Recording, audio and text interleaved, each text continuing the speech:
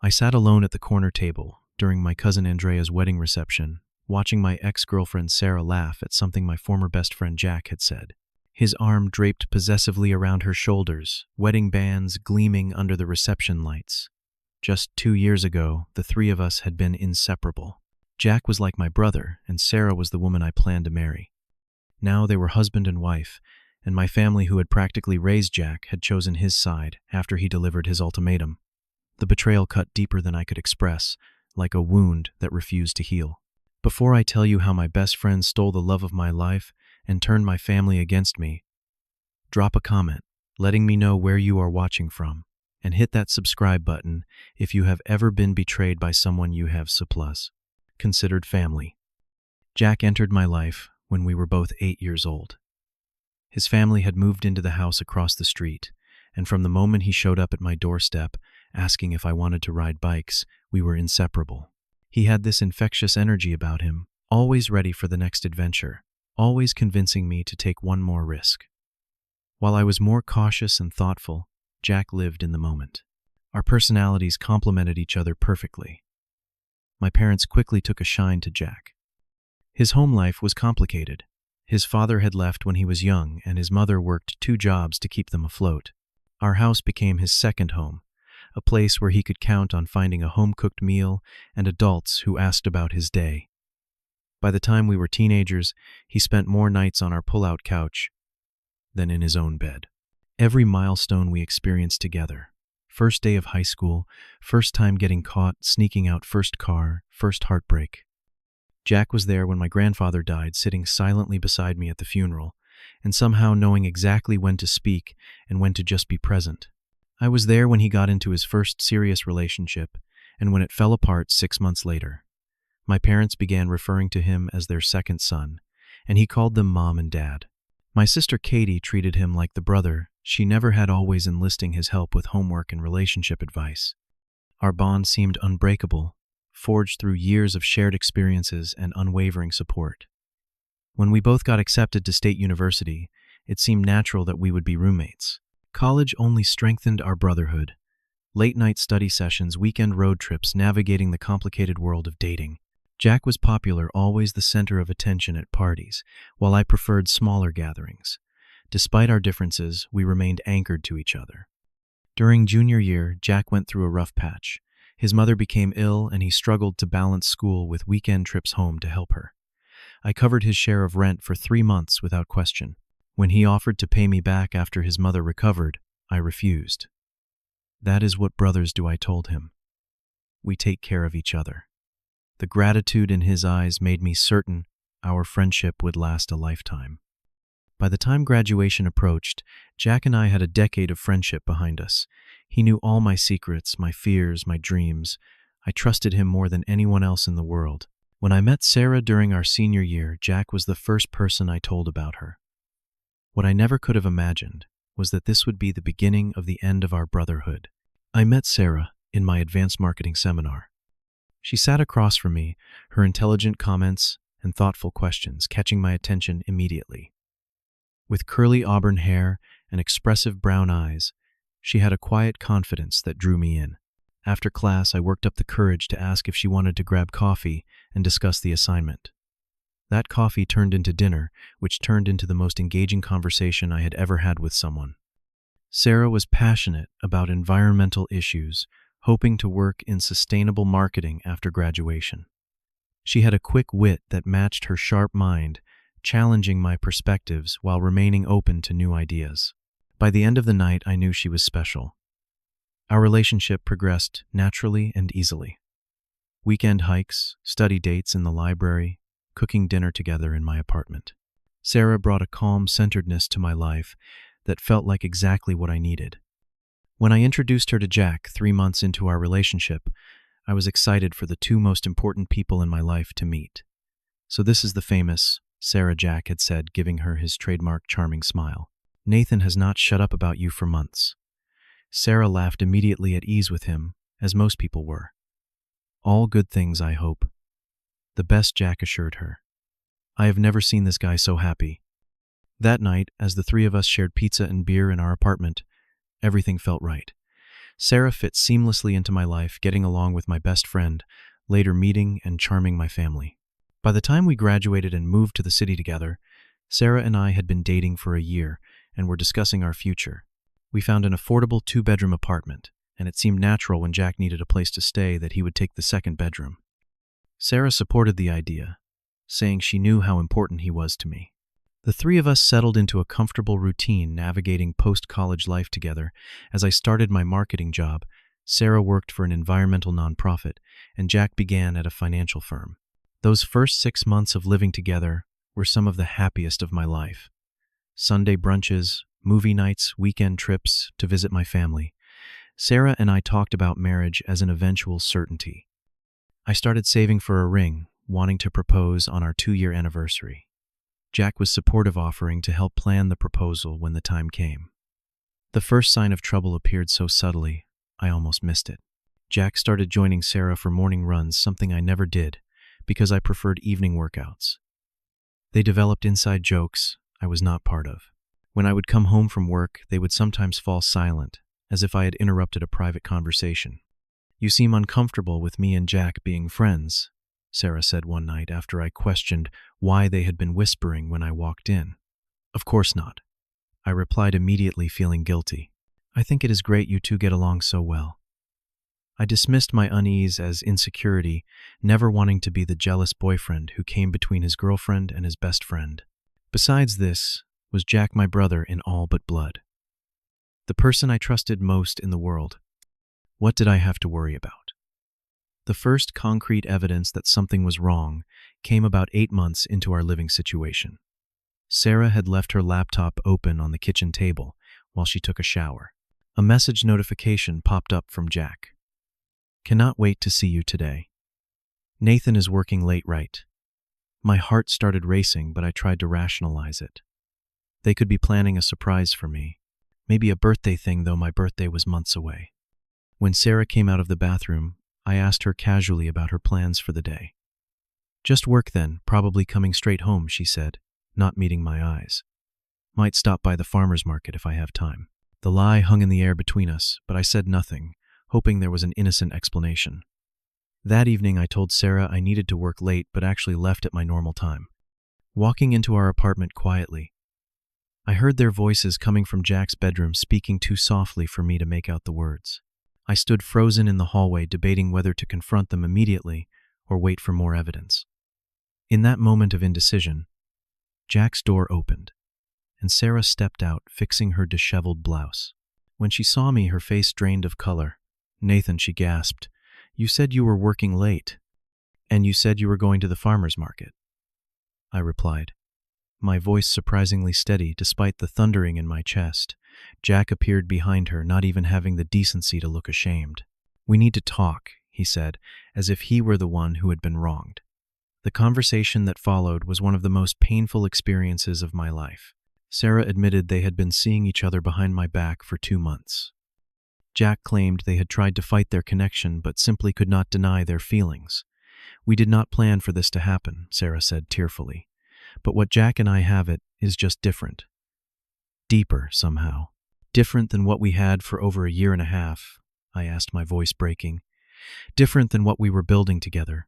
You are too safe, Nathan," she replied, the words cutting deep. "Too predictable. With Jack, I feel alive." Jack stepped forward, having the audacity to put his hand on my shoulder. "I know this is tough, man, but you will find someone better suited for you. Sarah and we just connect on another level." I shrugged his hand off violently. "Do not touch me.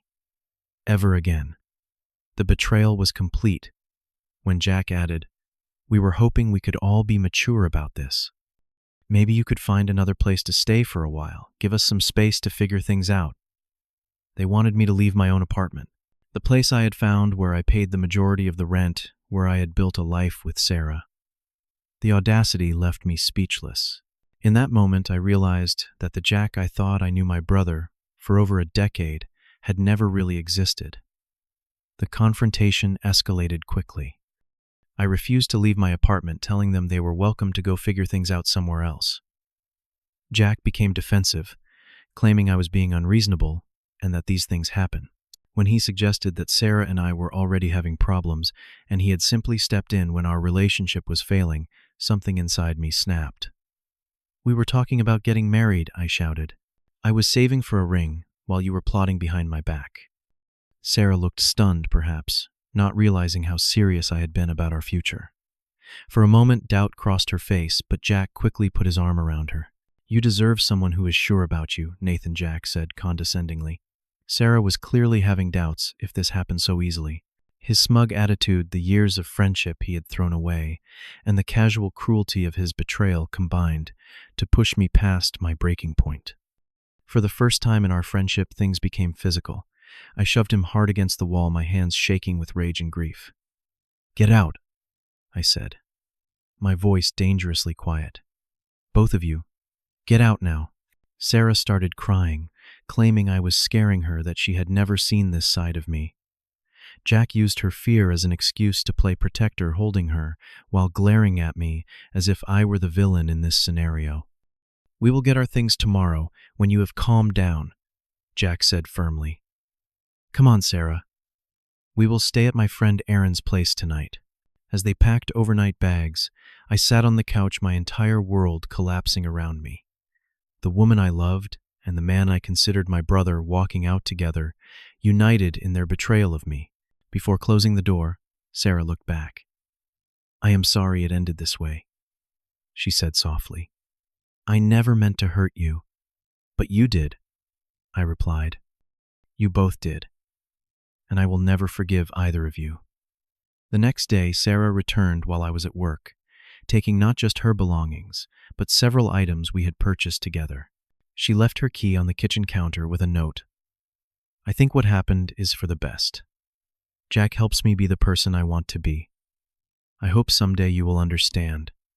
The cruel finality of her words sent me spiraling. I called in sick to work for a week, barely eating or sleeping, ignoring concerned texts from friends and family. When I finally told my parents what had happened, they were shocked and supportive, assuring me they would talk to Jack and make it clear his behavior was unacceptable. "He has been like a son to us," my mother said. "But you are our son. What he did is inexcusable." Their support gave me the strength to start putting my life back together. I found a new, smaller apartment, threw myself into work, and tried to move forward. But Jack was not done destroying my life. He had set his sights on my family next. At first, my family was firmly on my side. My sister Katie called Jack a backstabbing jerk, and my parents expressed their disappointment in him. But Jack had always been charming and persuasive.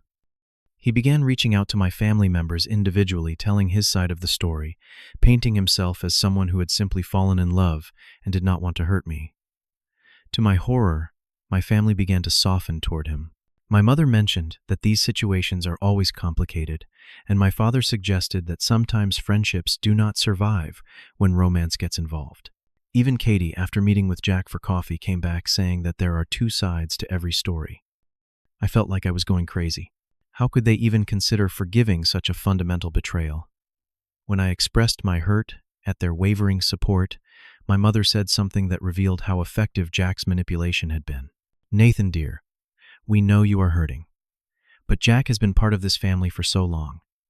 He made a mistake, a big one, but should that erase a lifetime of friendship?" "It was not a mistake," I insisted. "It was a deliberate choice made day after day for months."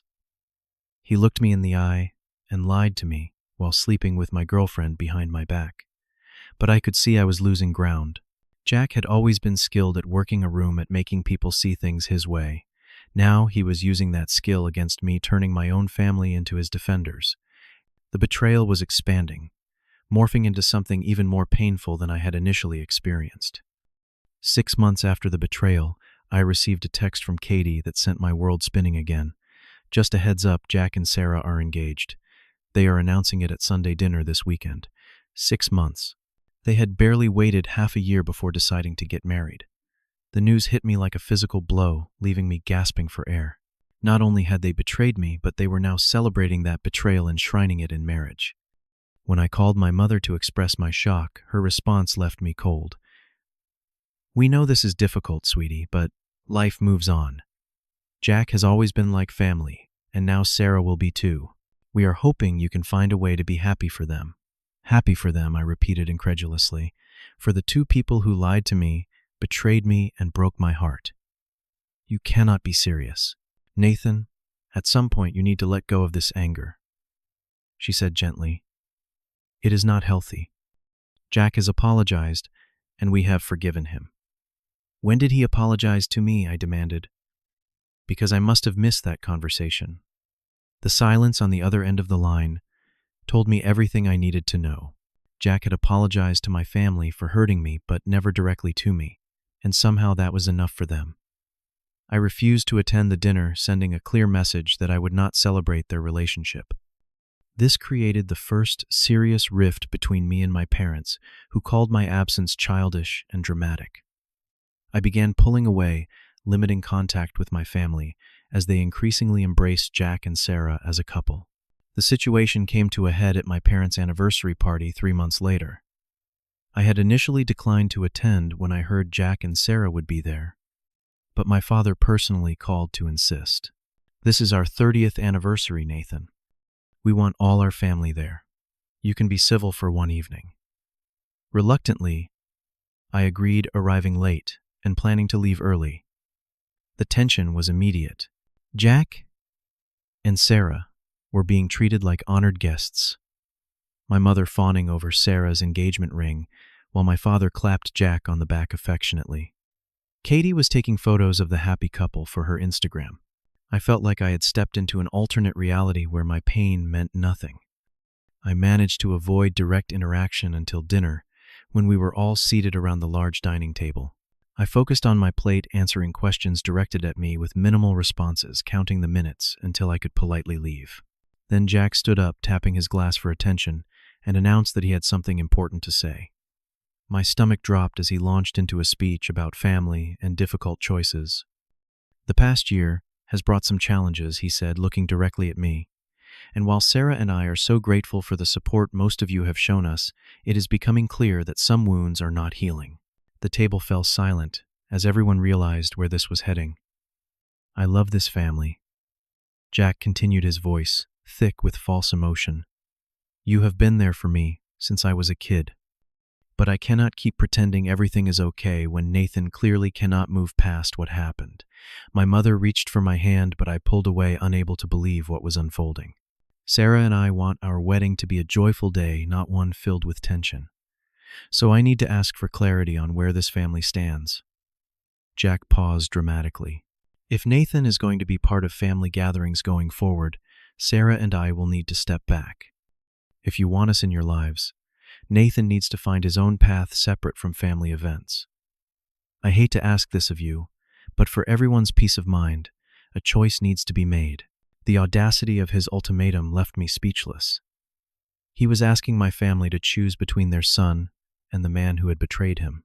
The fact that he felt entitled to make such a demand showed how confident he was in the groundwork he had laid. My father cleared his throat uncomfortably. "Now, Jack, surely there is a way to work through this without such drastic measures." "We have tried," Sarah chimed in, her eyes filled with rehearsed sadness. "For months we have tried to make peace. But Nathan refuses to even speak to us. At this point, it is him or us. We cannot keep living with this hostility." I stood up slowly, looking at each family member's face. "Are you actually considering this?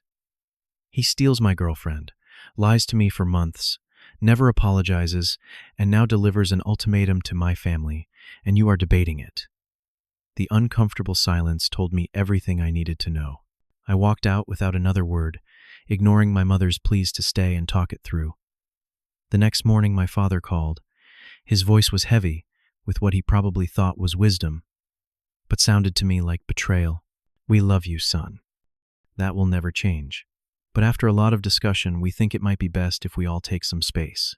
Jack and Sarah are starting their life together, and having you at family gatherings right now is creating an impossible situation. Let me make sure I understand," I said, my voice hollow. "You are choosing them over me." "It is not about choosing sides," he protested weakly. "It is about what is best for the whole family right now. Just until things settle down." But we both knew exactly what it was. My family, the people who were supposed to have my back unconditionally, had chosen my betrayer over me. The last support beam of my old life crumbled completely. The months that followed were the darkest of my life. Completely cut off from my family, I threw myself into work, taking on extra projects and working late into the night to avoid going home to my empty apartment. Weekends stretched endlessly before me, with nothing to fill them. Friends tried to include me in their plans, but I withdrew, unable to explain the magnitude of what I had lost. I began to question my own worth. If my best friend could so easily betray me, if the woman I loved could discard me, if my family could choose them over me, maybe the problem was me. This toxic thought process led to a deeper depression, affecting my work performance and physical health. 6 months after my family's choice, I hit rock bottom. I had been passed over for a promotion I had worked hard for with my boss, citing my lack of focus as the reason. That night, sitting alone in my apartment with a bottle of whiskey, I considered whether anything in my life was worth salvaging. A call from an unexpected source pulled me back from the edge. Michael, a colleague from work, was checking in after noticing my declining performance. "I know we are not close," he said, "but you have seemed really down lately. A bunch of us are getting together this weekend for a hiking trip. No pressure, but the invitation is there if you want to join." Something about his genuine concern pierced through my isolation. Almost against my better judgment, I agreed to go. That hiking trip became the first step in rebuilding my life. Michael and his friends were easy company, asking nothing of me except my presence. For the first time in months, I spent a day not thinking about Jack, Sarah, or my family's betrayal. Michael introduced me to his community, a diverse group of friends who met regularly for dinners, game nights, and volunteer work. Slowly, I began to participate first on the periphery, then with increasing engagement. These people had no history with me, no expectations, no knowledge of my humiliation. With them, I could simply be. A woman in the group, Diane, ran a weekly discussion circle focused on personal growth and healing. Initially skeptical, I attended at Michael's urging and found myself in a room of people who had all experienced profound loss or betrayal. Hearing their stories, I began to see my own experience as something I could potentially move beyond, not just a defining catastrophe. Betrayal tells us something about the betrayer, not the betrayed, Diane said during one session. The people who could do this to you were never who you thought they were. That is their failing, not yours. These words became a lifeline, a perspective that allowed me to begin shifting the narrative in my mind. I was not abandoned because I was unworthy. I was abandoned because the people I trusted made deeply flawed choices that reflected their character, not mine. As months passed, I rebuilt my professional reputation, earning the promotion I had previously been denied. The financial stability allowed me to consider relocating, an idea that had been forming as I created distance from my past. When an opportunity opened in our company's Seattle office, I applied immediately. Moving across the country became a physical manifestation of my emotional journey. In Seattle, surrounded by mountains and water, I found a peace I had thought was permanently lost to me. My new apartment, decorated entirely to my taste, became a sanctuary. I joined a local photography club, rekindling a hobby I had abandoned years ago, and made new friends who knew me only as I was now, not as the person who had been discarded. 1 year after my move to Seattle, the call came that I had both expected and dreaded. My mother's voice was tentative, as if unsure of her welcome. "Nathan, how are you, sweetheart?" The familiar endearment sent a pang through my chest. "I am doing well, Mom." "Really well, actually." "That is wonderful to hear," she said, her relief evident. "We have been worried about you."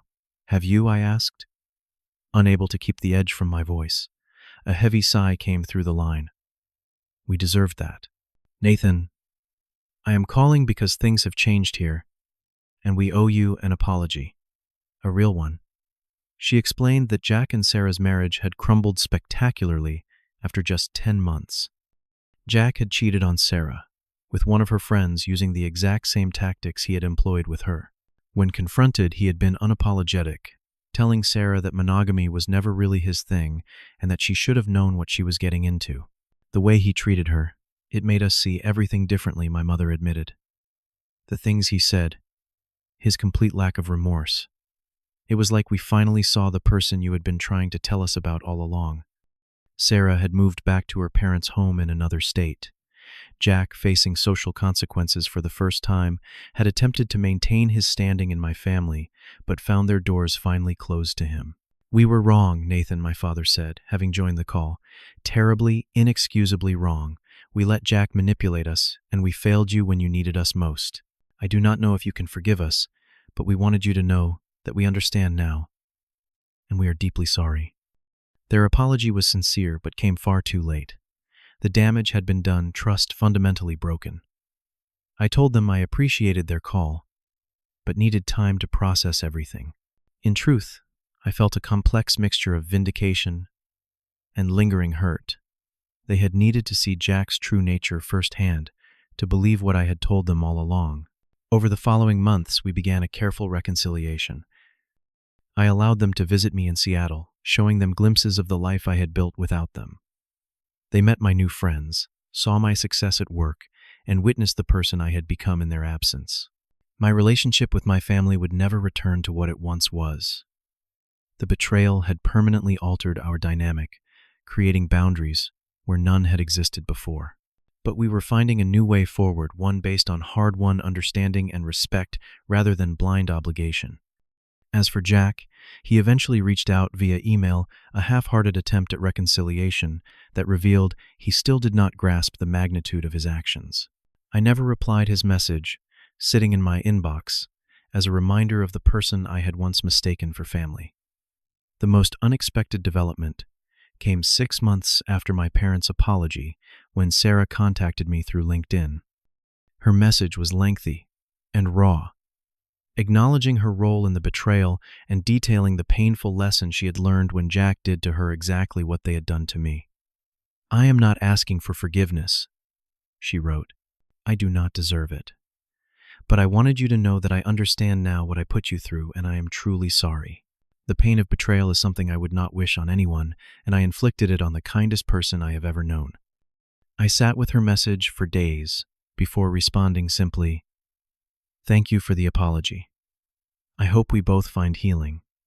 It was not forgiveness exactly, but it was closure, a final period at the end of that painful chapter. Through therapy and the support of my chosen family, I came to understand that forgiveness is not always about reconciliation. Sometimes it is simply about releasing yourself from the burden of anger and moving forward unburdened. I forgave not to welcome these people back into my life, but to free myself from the weight of what they had done. Today I can say with honesty that the betrayal no longer defines me. It is a part of my story, but not the most important part. The journey through that darkness taught me about resilience, about my own capacity to rebuild, and about the true meaning of loyalty and love. The family I have created for myself, bound by choice rather than blood, has shown me that genuine connection is possible, even after profound betrayal. If you have ever experienced betrayal by those closest to you, I want you to know that healing is possible. The path forward is neither straight nor easy, but it exists. Have you ever had to rebuild your life after a similar experience? Share your story in the comments below. If this journey of betrayal and redemption resonated with you, please hit the like button and subscribe to hear more stories about overcoming life's deepest hurts. And if you know someone struggling with betrayal right now, share this video with them so they know they are not alone. Thank you for listening to my story, and remember that sometimes the family you choose becomes more valuable than the one you were born into.